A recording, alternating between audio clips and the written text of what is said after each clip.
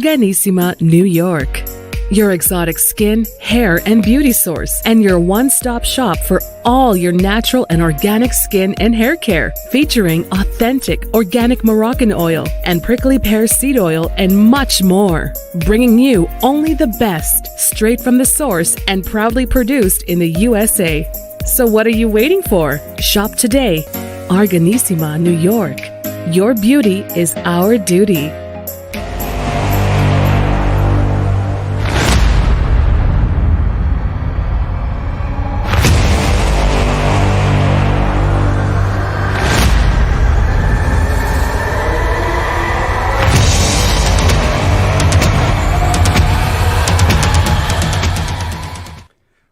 Well, welcome back to this great edition of Climb to Your Prime with Dr. Heim.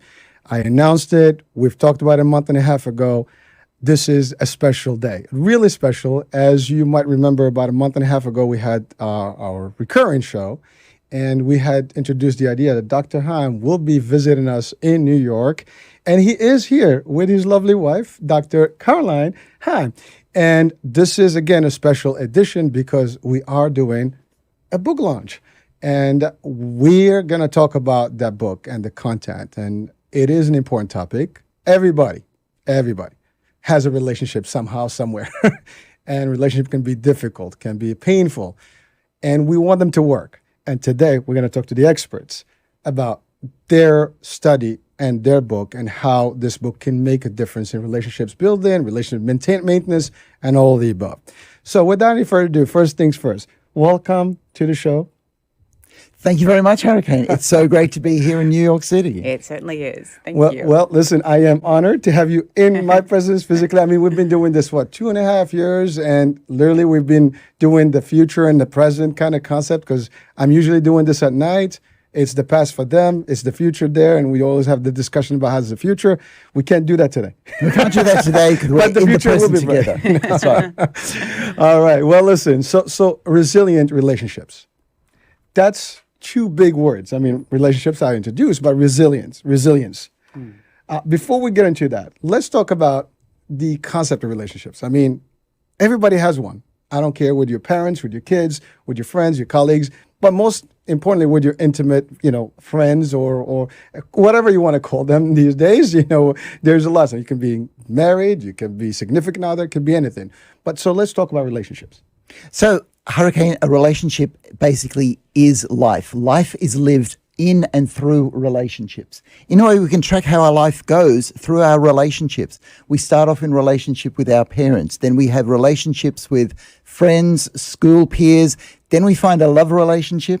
Then we start a family of our own. And at work, it's all relationship. What makes life good or not is the quality of our relationships. Wow. Well, so let's talk about this. Why is it that people have difficulty with relationships?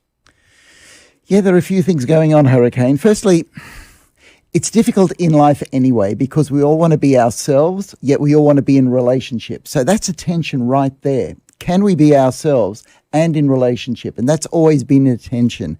However, in this wonderful world that we live in at the moment, we want to be ourselves more, and the world encourages us to be ourselves more, which means that relationships sometimes take a back seat when they need a lot more work.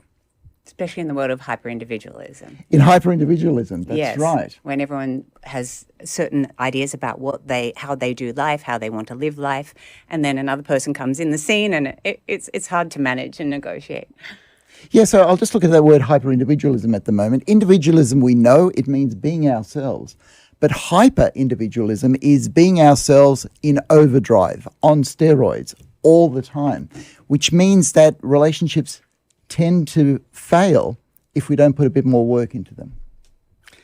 Well, so that's the part that's difficult, right? That's put right. in the work. Yeah. I mean, that's right. It's work. It is. It's work. It is super work. I mean, anyone who's been out there, I mean, again, we can talk from the moment we're born and we're growing, there's a relationship there. And then it gets, more complicated as we get into the older ages. And here's the thing. Today, there is some crazy statistics Yeah. Of divorce or relationships that don't make it. Yeah. And you're talking about individualism, and so everybody is looking at the best, what's in it for me. I'm it. This is about me most of the time. So there's a relationship here. It may work, it may not work because everybody's pulling, as we say, arm's length in relationship or like whatever transactions are. And that's really difficult because if there is no, I would say, compromise and kind of synergy, we have a problem. Yeah. And by the way, guys, you're watching. I have the two Dr. Heims here, and they've been married for a long time. Now, just understand that it is work to be done. I have seen a lot of couples that have been married for 50 and 60 years, believe it or not, and you ask them, and they'll tell you it's not easy. It takes a lot of give and take. This is not something like overnight, we're just going to love each other and it's cool and we're going to make it happen and it's over. Most people, as soon as they get some firewalls, I would call them in life, or some blockades or some problems in life, financial or otherwise, it becomes a destruction. It becomes bad. So doctors, let's talk about that. I mean, mental health is a big piece of this, right? And the good and the bad. When something happens, why is it that people immediately tend to blame each other? Okay. So let's go back to why we wrote this book in the first place. And that actually has to do with mental health. That one of the big reasons why mental health is not as healthy as it could be these days is because our relationships are just coming down. Relationships are harder to keep together. And if we had better relationships, then our mental health would be better. So that put us on a way of interviewing people to see what they did well, because we tended to know people who'd been together, 40, 50 years in their lives? Mm-hmm. And so we came across this idea that we better find out what they were doing right before they leave this place, all right? Yeah, absolutely. To capture some of their wisdom, some of their insights, because a lot of people look at what's going wrong in relationships. A lot of any of the couples research looks at, what happened in the divorce and what happened and what went wrong. But we wanted to look at what went right. So take a really positive approach and look at thriving couples and say, okay, what are they doing right? How did they manage to stay together for 40 plus years when a lot of people today can't stay together for 40 days and are quite actually in awe of these couples, which is really wonderful to see in some of the younger couples that we interviewed, some of their questions. So, and say, okay, this is what works. And, can you apply those principles to your life? Yeah. So let's talk about some of the things that work. That in your, I guess, questioning and the findings, what are some of the key elements or key tools that make a relationship work? Okay, so we actually need to go back to the original questions then. So what we did, we interviewed 1,402 coupled individuals, let me make that clear, coupled individuals worldwide in 52 different countries. And so what we wanted to do is find out how they thrive, but we thought, well, do young people really want to know this, So what we did first is we surveyed 290 younger couples and said, okay, if you could ask people married 40 plus years a question, what would it be? And so we came up with 5 questions, and then we asked the actually 923 coupled individuals that have been married 40 plus years those questions. So that the younger couples' questions were really interesting, and the older couples' responses were really fascinating too. Yeah. So we created a bit of a dialogue. We had the younger people say, what do you want to know? Because these people have been together more than 40 years. And if they're doing something right, and we believe that they are, then they've got insights that we can pass on. So were they accepting of those things? I mean, sometimes the younger generation may not be as open to people's experiences because they want to experience themselves. Yeah. And that in a way is the crux of the matter. Can you actually make a relationship work and be yourself in this hyper-individual age? So this book is basically written for couple therapists, so helping people who want their relationship to last. And it has insights as to how people can do that. And this is the way we did it. As Caroline said, we looked at people who were doing well in their relationship, and we said, okay, so what are the ingredients that make your relationship do well? And I'm going to let Caroline talk about some of those top ingredients, but the idea is if you can get these happening in your relationship, then your relationship, even in this hyper-individual world, can last the distance. So the secret sauce. Okay, secret okay, sauce. all right. Let's We're, go to the sauce. we're getting there. There you go. Let's do this. So yeah, it was really surprising because relationships are very fluid. There's all sorts of different approaches to relationships today. So when we asked the younger couples, what questions would you ask? And it was all anonymous. The number one question the younger couples wanted to know was, what is your secret? How do you do it? How do you stay together that long? That's the first question they asked. The second one was, is the spark still there? And are you still sexually active, after 60 and when you're old and grey? Some really funny questions there. And the third one was about arguing. How do you stop arguing? The fourth one was really fascinating because it was, don't you get bored? Aren't you bored at 30 years into your marriage? And Because people want to have fun. And it was They wanna about have fun. How do you have? Are you still having fun? And interestingly, in the 450,000 word transcript that we wrote of the interviews, there was so much data there. The word boredom was not used once in the older couples, so it wasn't such an issue. But yeah, so the number one question they wanted to ask, overwhelmingly, and this is great because they did want their relationships to last, was what is the secret? What is the glue? How do you do it? So this is a big deal, right? Because boredom, right? Most people think that, when it's park and it's brand new and fresh, it's exciting. But as time goes on, it gets really just monotonous. It's just a regular life, hey, hi, how you doing? I mean, we have jokes about those and you see them in movies, or even on the social media today where, they show you year one excitement, year two, year three, pajamas, whatever, and everybody's, and those are funny things, but it's reality, right? People It's sometimes real. tend to get to that, it's all good, nothing is the same. But you want to keep somewhere in there that spark. Your vacation, you do certain things together, you hang out. Date night is not a tradition. It is a tradition and it should remain. I mean, some people do that religiously, and I do it. I can say, we have our movie night and dinner and all that, and it keeps things going. When we travel, believe it or not, I can tell you this: my wife and I, when we go on trips, they think we just got married. And then we're 21 years, in this. And, really, yes. And it's not because of anything. It's because we try to do that together and enjoy. And we have a lot of similarities. We do see things together. We love fitness, we love things, we love to travel.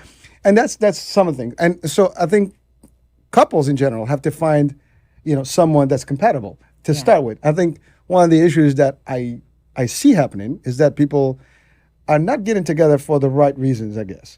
I think it gets, you meet someone, it looks good, and it's nice for the beginning, but that's about it. There's no real, I guess, meat to it. Yeah.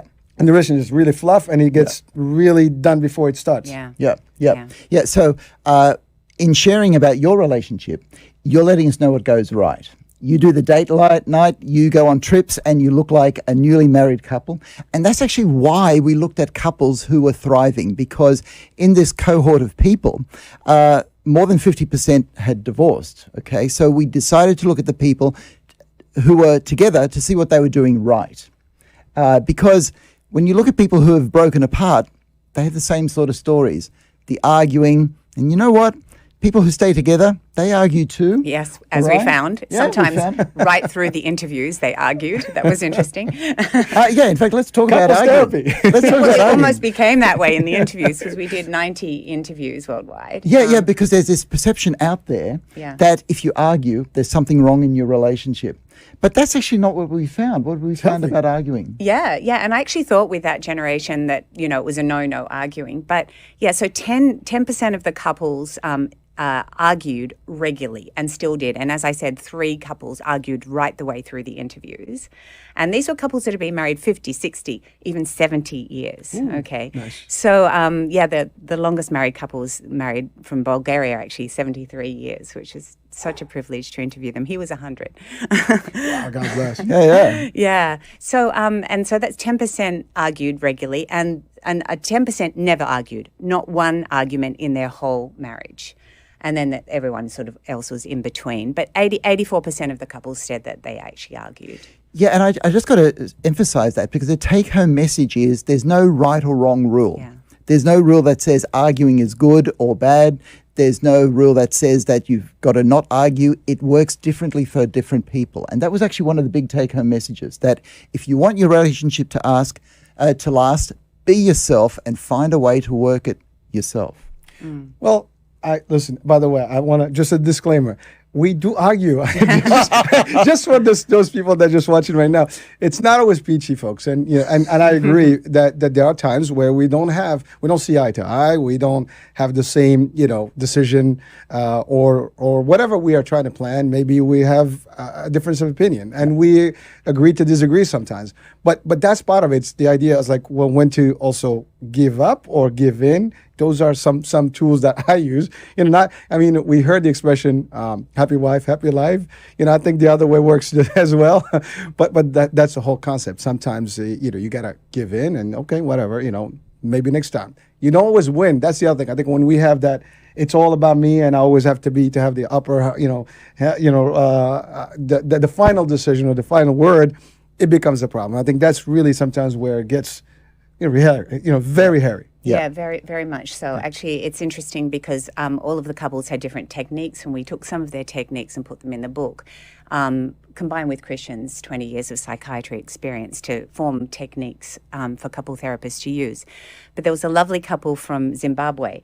They were dancers, both of them, and professional dancers, and they still practice, and they're 60 years married, Bruce and Susan, and they said that what they do when they dance is they have to dance each other's steps to learn the techniques correctly, and that they use that in their arguing too. So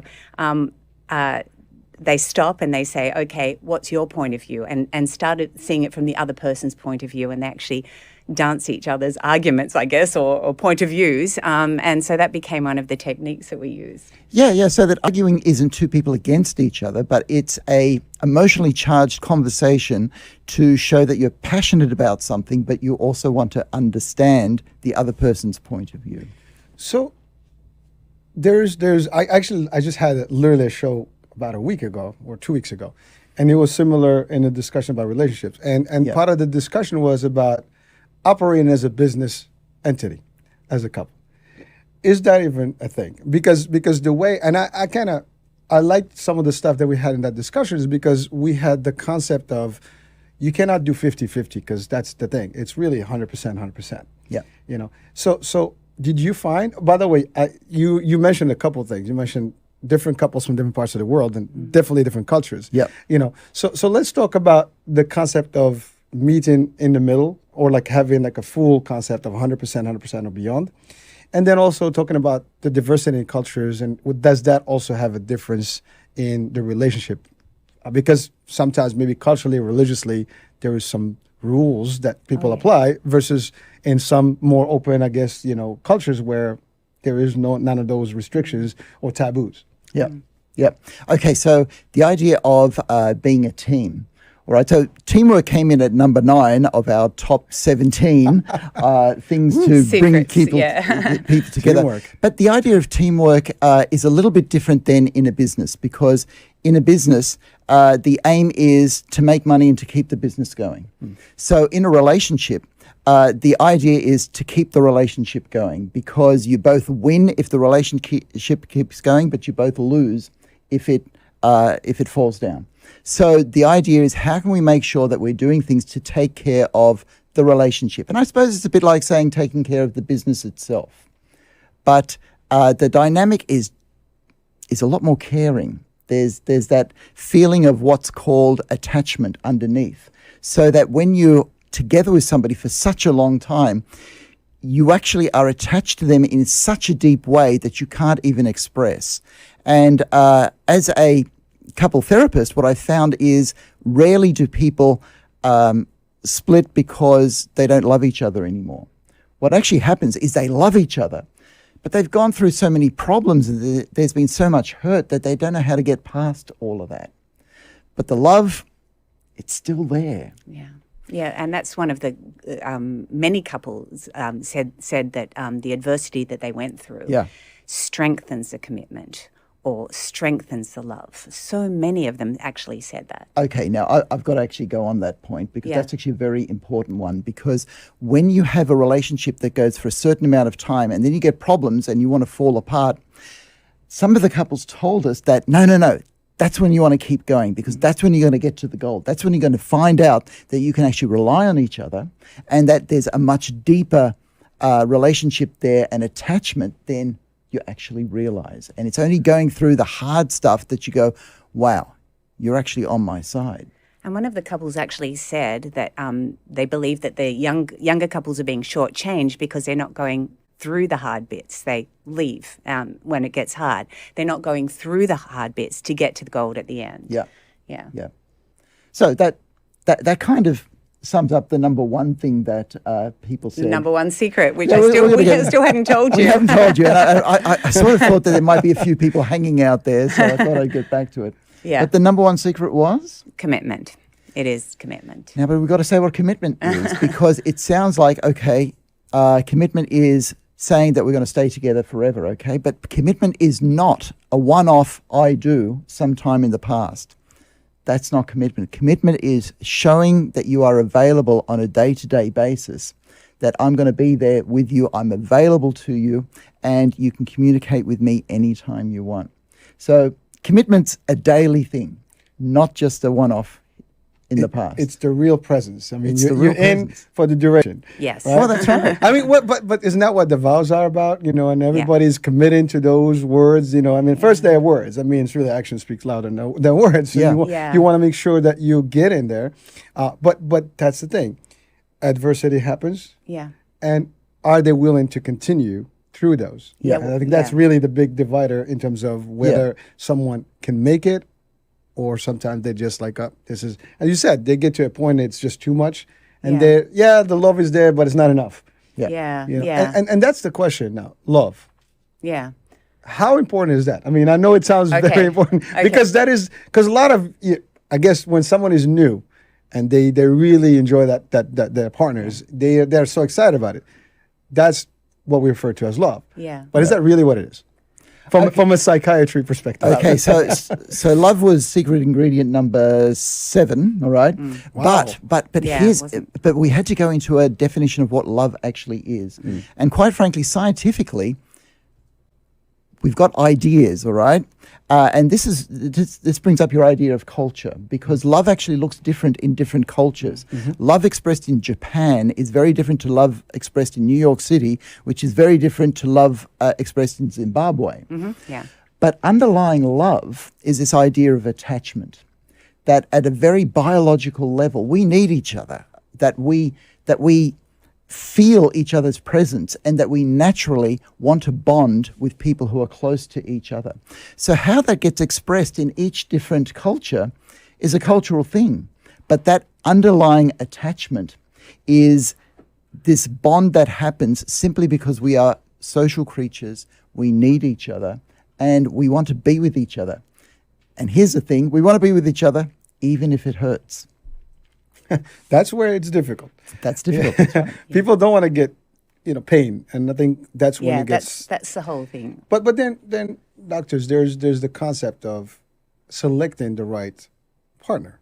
Yes. Now, you don't know who that partner is. Sometimes that's a big challenge, right? I mean, you meet someone. Sometimes people hide who they really that's are right. until it's too late. Too late. And maybe now you have kids or whatever, and then the true nature of whatever person comes on. What did you find in terms of the I guess the studies? Okay, so what we studied was what happened when people were together. So in other words, given that people had already found each other, that we wanted to see what went right in the relationships that continued rather than what went wrong, or was it down to partner selection? Because partner selection is what we spend a lot of time on these days, but what really happens is in the long term, what keeps it together. And so we're talking about commitment, we're talking about the hard times, and that brings us to our number 2. It does, yes. Our number 2 secret ingredient. Yeah, and this is a really novel finding. So we've obviously done a literature review of studies in the past 100 years to see what they came up with. But in no study did this particular aspect come up.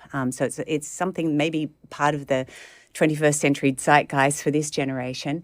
So the number 2 secret for longevity in in long-term relationships is altruism. So do you want to explain altruism? Altruism, selflessness, the ability to be able to give to somebody else.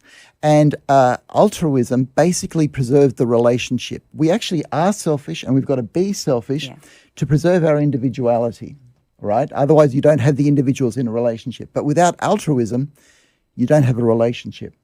And altruism actually exists abundantly in the natural world. We talk about survival of the fittest, and we look at the kangaroo that will survive, or we look at the zebra that doesn't survive and all of that. But without the parenting of male emperor penguins that will sit on an egg for months, or a lion cub that will go out and hunt, or without a gorilla that will protect his whole troop, that's all altruism, laying yourself on the line for better of the people around you. And we need some of that. And see, the nice thing about this is the latest neuroscience shows that to be able to have a relationship last, you have to be what they call a mensch. So in other words, a person who is able to give as well as take. And so the science is starting to say that, and our study confirms it, that there's a bit of giving to be done as well, right? Bit of giving, bit of sacrifice, bit of heartache. And some of the people that you interviewed went through some really hard times. They did. We had one couple. Well, actually, we asked them what was the thing that threatened to tear their relationship apart the most. And so we had couples that, and it was, some of the interviews were incredibly emotional. So there was crying. There was a Vietnam vet that had to come in the room and check the room before he sat down for the interview, that there weren't any enemies there. There were people that shared the deaths of their children with us, and severe disabilities, children with severe intellectual disabilities. For their whole life, they've had to deal with things. There were affairs that were shared during the interviews. There were the number 3 threat was severe mental illness in one couple, one spouse in the couple. It really was a privilege for me to hear those stories, to travel and journey with them. There was hugs, there was tears, there was pats on the shoulder. And some people, even with affairs, said, we've never really spoken about this before, but, we think it's important because we got through it, and we want to share that with younger couples, that you can do it, you can get through. And the sacrifice that it takes to get through things like that. Yeah. That's altruism. That's being able to say, okay, I've got to put myself on the back burner. I've got to be here for somebody else. I've got to get through this difficult time because we're stronger together as long as we stay together. Yeah, that was a couple quote. We're stronger together. Yeah. Well, it's funny. We are in Brooklyn, and I think the motto of Brooklyn is in unity there's strength. I think Grand Army Plaza has a big sign on it. I love it. So it is like almost a unique piece that we're talking about here. But it still relates back to that same commitment, because in order for when you commit, you're going to commit that you're going to sacrifice. You're going to be able to take the punches, and you're going to have to stand by a person no matter what. In every circumstances. And unfortunately, today, there are some people that go into it, but that commitment is really not sure. It's just not in the clear. I mean, it's just, okay. Yeah. They say it, it's a word, but it's really not a word. It's an action, right? You can't just say I'm committed without proving that you're committed. Yeah. And so in your travels, and first of all, I'm hearing you, and I know these things. I don't know how you do it, because you are listening to these people, and you're really into their mind, literally, because this is like, their feelings, their minds. Yeah. And it's powerful stuff. It was. It's listen, I mean, kudos, and, the work you do is important, and you are literally making a difference in terms of how people observe their relationships and really even preserve them, I would say. Now, when you met with some of these folks, and in the case of, let's say, affairs, that's a very dangerous, realm. I mean, that's probably one of the worst. I mean, everybody's afraid of that. And how come these folks were able to still maintain? Because what we know, typically, you cannot take someone if they actually had an affair and cheated. At least that's the standard that we hear all the time. From your perspective, how does that work? As far as the affairs are concerned? Yes. Okay. Well, I think I'll let you take that because previous to our study, actually, most of the work has been done on studying people who have fallen apart. And the number one reason that relationships fall apart is affairs. And so because of that, we tend to think that if you have an affair, that means you can't stay together. But Caroline interviewed the couples that stayed together, even within an affair. And so what we were interested in is, how did you do that? And there are a number of things. Firstly, forgiveness becomes important. Okay.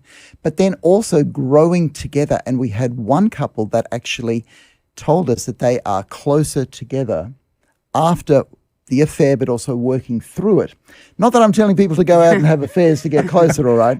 But you sort of go, oh, man, what is it about our relationship that somebody had an affair, right? So you go back into the relationship and you say, okay, maybe our relationship needed this or needed that. And then you actually commit to sacrificing so that the relationship gets that. And you actually get into a spot where the relationship can be better. And that's why we looked at the couples that made it rather than the ones that fall apart. Because if you look at the ones that fall apart, it's sort of like an affair, there's no way you can come back from that. But a lot of these couples could. Yes, there was one couple actually that the affair was quite fresh. It had only happened about 4 months ago, and the revelation of it and everything. And there was crying right the way through that interview. And they said that there was a lot of forgiveness, and it was still very fresh and raw, and there was so much hurt there. But in the end, they said, look, they realised that one of them would be on one island and one would be on another island, and they'd be alone. And they have a history that they have built up that they wouldn't be able to start again. And this is where they were at, and this was so fresh and raw. And they said, we'd rather be together because we actually are still best friends. You know, that is still that friendship. It's all of that they've invested in their relationship to keep together. Yeah, and I want to take that story to move on to resilience, right? Because resilience is a word that is difficult to understand, but a lot of, like that couple, they had to fight. They had to fight for their relationship. There was a time that they did not like each other, all right, that things went wrong, but they said, no, we have to fight. And that idea of fighting, because they said, we've built up 42 years together, so we're not just going to walk away from that. And that fight is actually resilience, to be able to go through something that's difficult, even though you're hurting, and come out the other end and say, I have grown as a person through that. And in a relationship, we as a couple have grown together through that so that we are more resilient than we used to be. Yeah, and actually a really good quote from one of the couples was, this was a couple from Estonia, and they'd been married over 60 years. And they argued a lot too, and they had quite a few little tiffs in front of me. There's a wonderful, the actual Estonian word for marriage is appilu, which means work and life. So they go into a marriage going, okay, it's life, but it's also work. You know, so it's still and helping each other. Yes. That was the other part. Work, life, and help. So helping each other. And that goes back to altruism too. Yeah. So Doctor, I want to go back to one thing. You addressed the how to get over an affair, but why people get into an affair? I mean, is there a common root cause of why people actually? I mean, you love someone, you're with them, but suddenly, you find a desire to actually, go outside of that commitment. Is there any findings on that? So our study didn't look at the findings as to why somebody would have an affair. And I discussed that there'd be something in the relationship missing for somebody to feel that they would need to do that. But the way I look at it, Hurricane, is it's a game. So before you get married, or before you say, yes, I am staying with you for the rest of my life, you're playing one game. And the game is, who do I find that I can have the best relationship with, that I want to commit myself to? But once you're committed, you start playing a different game. The game is, okay, this is my person. And the game becomes, what can we do to have a great life together? What can we do to have the best relationship that we can have? And here's something about our society, all right? Our society keeps us focused on the first game. because we will part with our money if we think there's something wrong with our relationship. Okay. Or it just keeps you niggling, maybe there's somebody better out there for you. Okay. Or maybe you just keep looking. But when you go, no, this is my person, and you start playing the other game, then you go, okay, what can we do to make our relationship resilient? So, Docs, one question. I know you, because first of all, you mentioned it, so many parts of the world right there. But some of these folks have been married for 60, 70 plus years. Yeah. Now, in some cultures, there is a prearranged concept of marriage. And it seems that historically that worked. Yeah. As opposed to like we have now all the open culture where you want to select your partner. Yet it tends to have more devastating or disastrous endings compared to the ones that were, even though like you think that an arranged marriage is not really compatible because you don't know who you're with, you can almost work it out through the marriage. So how is that, possible that in a prearranged marriage, they tended, the tradition was they tended to stay longer and commit to until death. And today that we have the ability to select, we still make mistakes and sometimes deselect. Yeah. And I suppose this highlights one of the aspects about our relationship is not looking at how to select a partner. It looks at what happens after you've selected a partner and what you can do to keep it together. Our relationship study is doing that. Our relationship study is doing that. That's right. So our relationship study is doing that. And so if a relationship was prearranged or if it was a love match, it's still the same things that are needed to keep it together.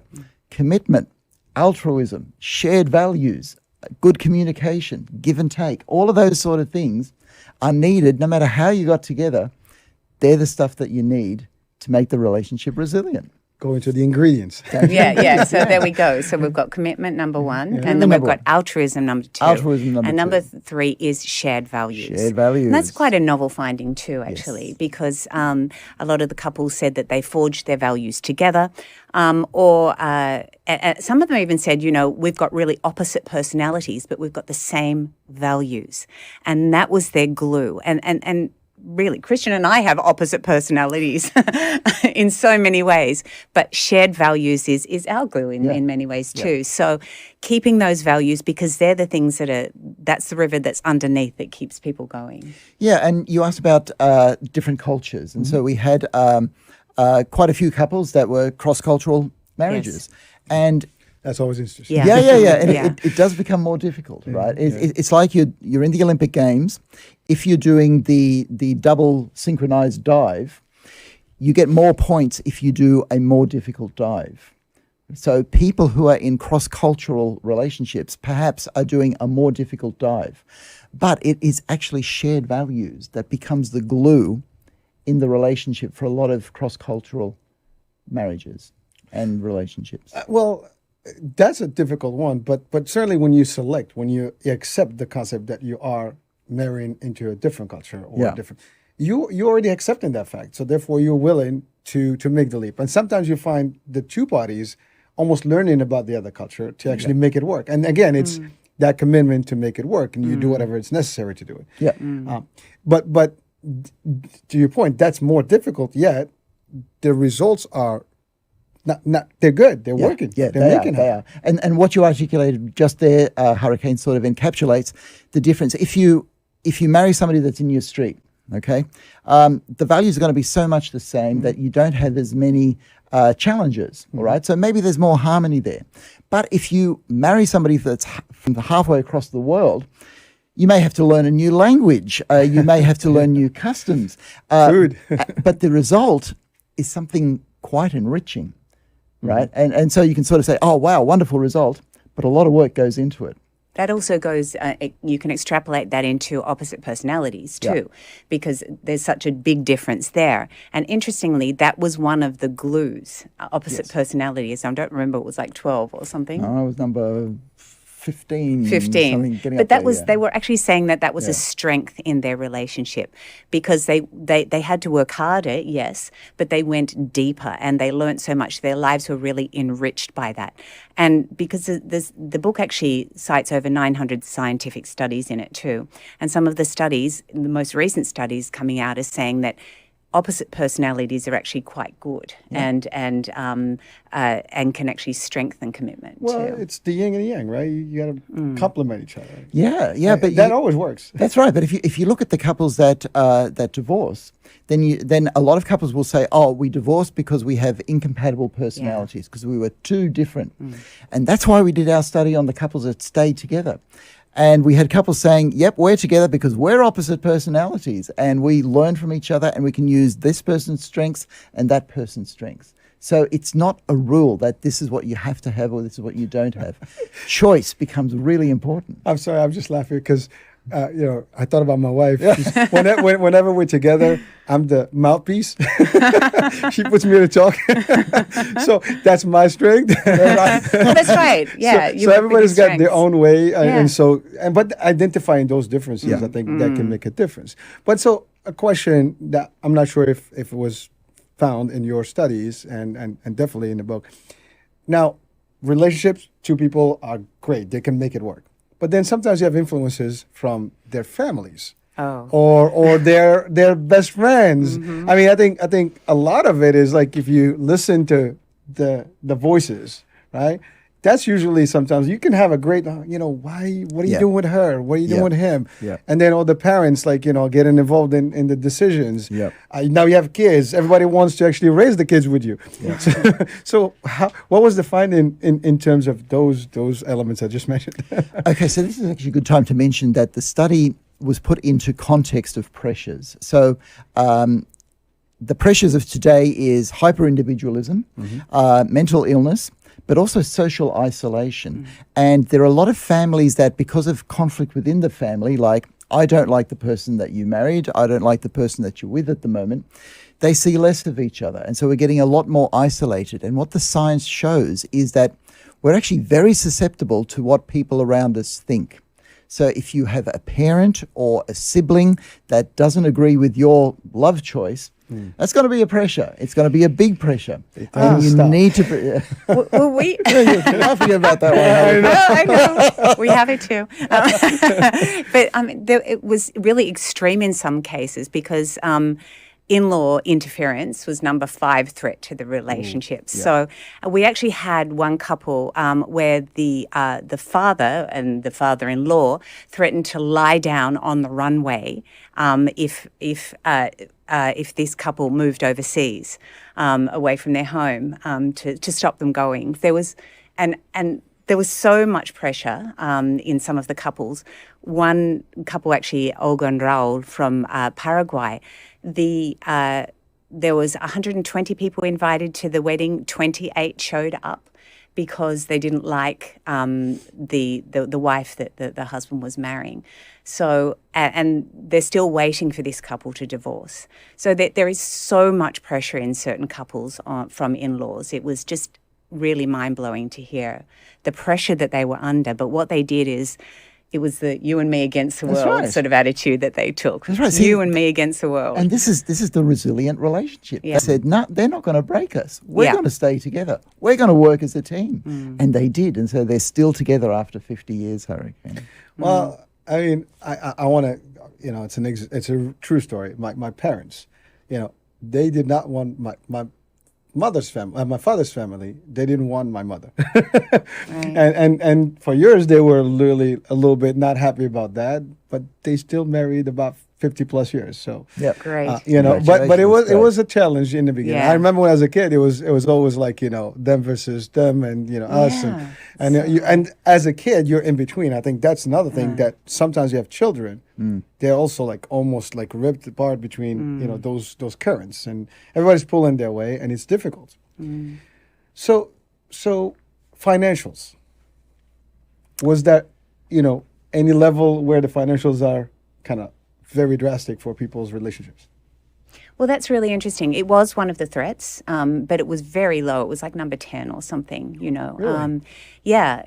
It really didn't impact. I think that was a generational thing too. Okay. But I mean, some of them had extreme poverty coming to a new country. So some of them obviously were immigrants, and some of them still were very, very poor. But they really clung together together through it. What's interesting, because we did ask some questions, who manages the finances and everything, and it was quite often the women that manage the finances in the households. Again, there's a generational difference there because the attitude to finances has changed quite a bit. Yeah. And I think that would have been something that some of the younger couples ask that question, what about finances? How much pressure does that put on your relationship and things like that? Yeah. Yeah. So, doctors, have you found in the study where someone bails on the other party because they're no longer fit physically, I would say? Somebody, what? Fit physically, or they're no longer attracted to them, whether through their sexual life or personal life, or just they're not attracted to them anymore. Yeah. Well, again, we saw the couples that were still together, that still sort of made it. Okay, so it means that they would have found some way to stay attractive. It didn't matter for them. No, in fact, the attraction was actually, well, because we were talking to the people who'd made it, right? What was it? 84% of the couples were still sexually active, yes. But they have a different perspective of romance, because I did ask them the romance question, and it for so many of the women was like, I hate having flowers, they just die, That's right. Don't do that, let's just go and watch a sunset together, that's the most romantic thing for me, or, that he always, makes me a cup of tea when I want it. He knows me. And it was lovely because, or he finishes my sentences, I had couples that one had been away in a war situation, and she had 120 handwritten letters, and she said she wanted to be buried with them. So there were some beautiful romance stories of what romance was for them. But a lot wasn't to do with appearances. As much, obviously, in this cohort. Actually, some of the things were just comfort, just being there, just being comfortable to be with each other and not say anything for hours, just being in the same room, reading together, or just eating, but not having to say anything, not having to fill that gap of silence. So, yeah. Well, you were talking about cruising earlier, and in a cruise ship, I see a lot of that. You got couples, they're just relaxing, everybody's got their book, and they're just enjoying, they do their own thing. That's the other thing, the ability to be flexible. Yeah. Because there are, again, some people are possessive. Like you want to do everything together, and sometimes that becomes overwhelming. Yeah. I mean, was there finding about that in terms of where a little bit of breathing, is necessary? Yeah. So one of the top ingredients was actually the ability to tolerate, be patient, and to forgive the other person. So when we talk about forgiveness, we go to things like affairs, but tolerance is something like maybe the two of you go at a different pace. That one person is used to going fast and somebody just likes to take things a bit slowly, or somebody likes to plan everything and somebody likes to be just a bit more spontaneous. And all of these little differences that you experience on a day-to-day basis, that actually needs tolerance, just the ability to be able to just leave it there without resolving it. Yeah, and separate time and interest was an important thing for some couples, and other couples did absolutely everything together. So as you were saying, Christian, it's so different for each couple. Yeah. But it wasn't, one or the other, basically. You know. So one of the implications of our study actually is that rather than having rules saying this is what couples must do for a relationship to work, that couples therapists take the time to sit down with their couple and say, okay, how does your relationship work? What do you guys do that works well? Where have you found solutions to problems? Because every relationship, and I've found this in my own practice, works differently. And people know how to handle each other. And you actually become an expert in handling the person that you're with because you know them better than anybody else and they know you better than anybody else. So you find a way of making that work. But sometimes people can end up in patterns that just don't work terribly well. And that's the place for a therapist to sort of say, okay, it's not your fault, it's not that there's not love there, it's just that you're in this pattern. And if we can get rid of that pattern, then perhaps the love will flow a bit more easily. Yeah, it was interesting when you were saying there's this and there's that, and I talked about the couples that finish each other's sentences, but then there's the couples that argue all the time, Yes. and they're in a different kind of a holding pattern with that, but it still works. So I had one that was a Republican and one that was a Democrat, and they're still married after I think it's 45 or 46 years now, and yeah, they were one of the couples that argued all the way through the interview. Actually, she was from Israel and he was American, and it was so fascinating to watch. But there was so much love underneath, Yes. and there was even respect of each other's perspectives. They didn't agree with each other, and couldn't believe that they thought these things. But they said, well, why would I go? You know, why would I leave her? Why would I leave him? You know, we have so much in common. This is our language. We speak this way to each other. This is our form of communication, and it works. It worked for them, and they brought up 3 wonderful children, and yeah.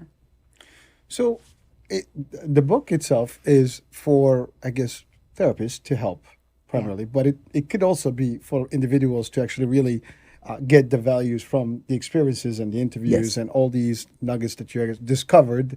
I mean, they're really tools to help people get better. Now, someone who's seeking therapy, there's a good chance they're having a tough time. Yeah. And so they'll come in with really like a bad situation. And the role of a therapist is really to diminish that. And as they walk up from there, and we see it in movies, we see it in general, you know, like they go through the couple sessions and then all of a sudden, like, you know, they're happy. And then at least they get enough tools to get restarted. Yeah. And maybe remove some of the obstacles and the challenges that they had. Yeah. Now, in the book, you have all these stories, I believe stories, right? Yes. Yeah. Yeah. So the stories. And then you also have the different, you know, steps. Yeah. All right. Now, someone can literally use that just by itself. Yes. Or do you need Absolutely. someone to be with you to actually guide you through this? No, you can. You can read this book and know that there are steps that you can take to preserve your relationship. In fact, one of the main points that the book makes is that sometimes it's not, well, actually, most of the time, it's not one person's fault or the other person's fault. We live in a society that is moving against relationships at the moment. There's the nature of our society. So, in other words, the way that we live is making us more isolated, it's giving us more mental health problems, and it's making us think about ourselves first. So in other words, a couple, rather than blame each other, could actually form a team and say, you know what, this is a strange society that we're in. I mean, it's wonderful in a lot of ways, but it's got a few drawbacks. So if we become a team, we could actually make it. And all of that is in this book. That's like the Bible for relationships. Yeah. But really, I mean, you're right. I mean, the team concept is everything. Yeah. You cannot go into a relationship and expect that one is going to be the leader and the other one's the follower. I mean, I think that's really what destroys those relationships. The minute there's one that is overlapping, I think that's where it becomes disastrous. It has to be an equal balance. Okay, and so that brings us to the hyper-individualism of today's age, where we have to look out for, number one, ourselves first. And that's what ends up in a power struggle. But the relationships that make it get this attitude of you and me against the world. If we can be a team, sure, you're going to have your little power struggles within the team, but by and largely, if you're there supporting each other and you want the other to do as well as you do, then it's going to be you and me against the world, and you can win. Teamwork makes the dream work, right? Teamwork makes the dream work. Yeah. I mean, you can't go wrong with that. I mean, and there's reasons for that. I mean, especially, I mean, you got young couples that may not have kids, but then you have also kids that come into a relationship. You become a bigger team. Oh, yes. And now you have, and standing on the same side too, which a lot of the couples emphasised. Standing on the same side with their values, that's why shared values was number 3, so that when they're a united front in front of the children, so it's not this pull, this back and forth. So it's very, very important. So true story again. I always try to give some reference, you know, but my kids, you know, like, they know this. They cannot go to mom and expect her to have a different outcome or different response. So good. They go to her, they know like she's gonna tell me. I'm gonna tell her. There's no like dad said, mom said. No, you tell me it's the same thing. You tell her it's the same thing. It's not gonna work that way because sometimes they try to do that. So for those couples that have kids, that's a game kids play, but it wouldn't work if you have that sync mentality and you're really working as a unit, and it makes a difference. And then the kids know that. So this is our official book launch in the States. Yes, right? it is. This is officially, we're coming to the end of the show, but this is really officially the launch of Resilient Relationships, the book, in the States. Now, doctors have been literally around the world promoting the book already. And so this is a big place. And I think in the U.S. we have a need for this. I'm sorry, but I think we hear a lot of stories about relationships and the lack of, I guess, working, and divorces is at a high, a peak, I would say. Maybe it's more than most of the other nations. I don't know. In the States, yes, it is. It is, yes. So, just want to confirm. And that's really, because of all the... see, we talked about everything that's working in relationships. So if we look just at that, that's really what we need to worry about. You just have to focus on those elements. The book's going to give you every single reason why you could make it, despite all the challenges, because, it addressing all the challenges that these couples faced, yet they still made it. And again, now, obviously, people have a choice. If you're in a relationship that is completely suffocating, that's a different story. Yeah. There are, I guess, reasons why sometimes you cannot proceed in a relationship. But for the most part, if you have the right partner, it's worth making it work. Yep.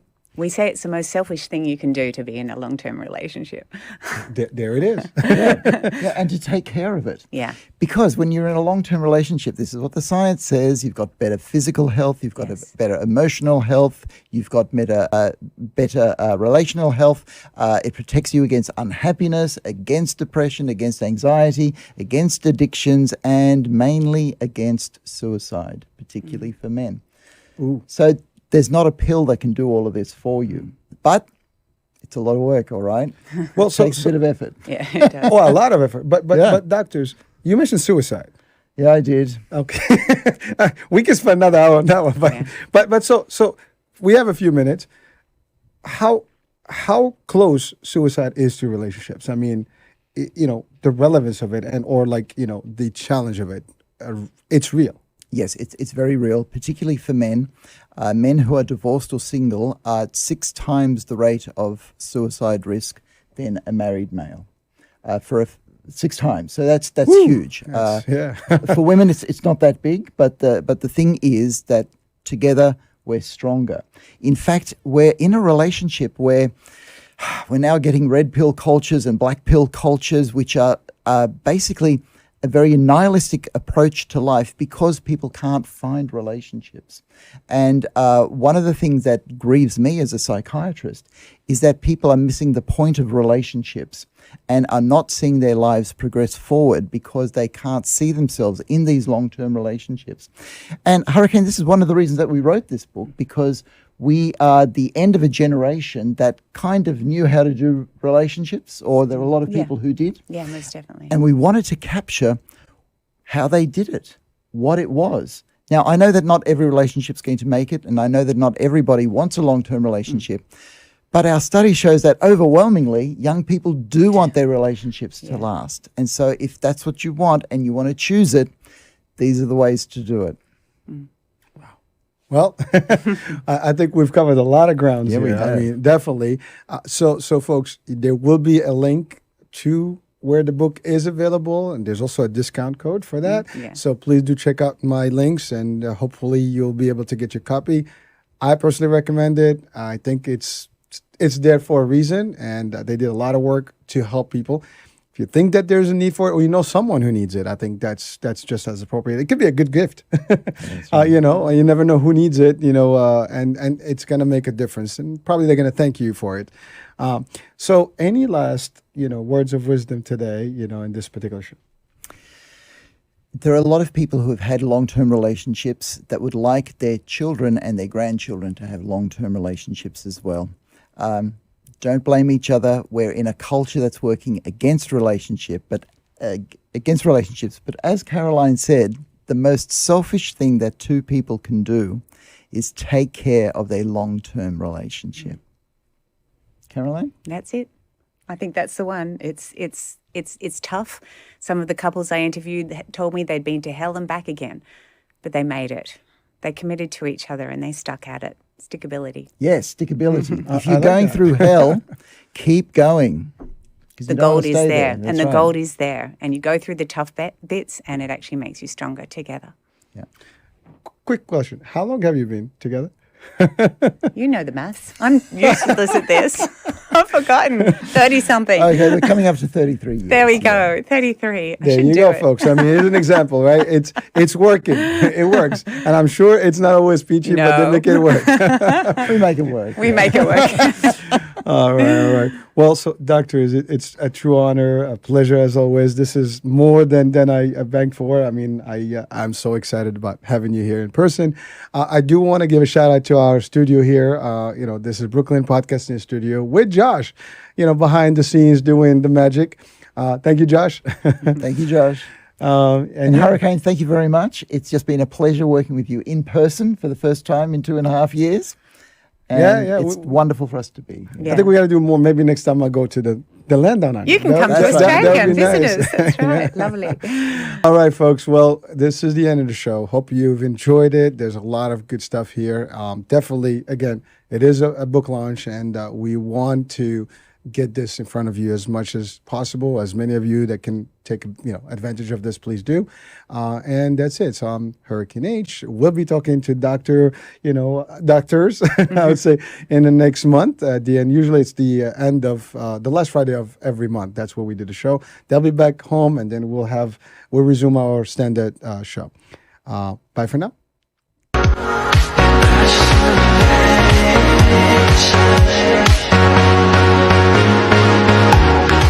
Wow.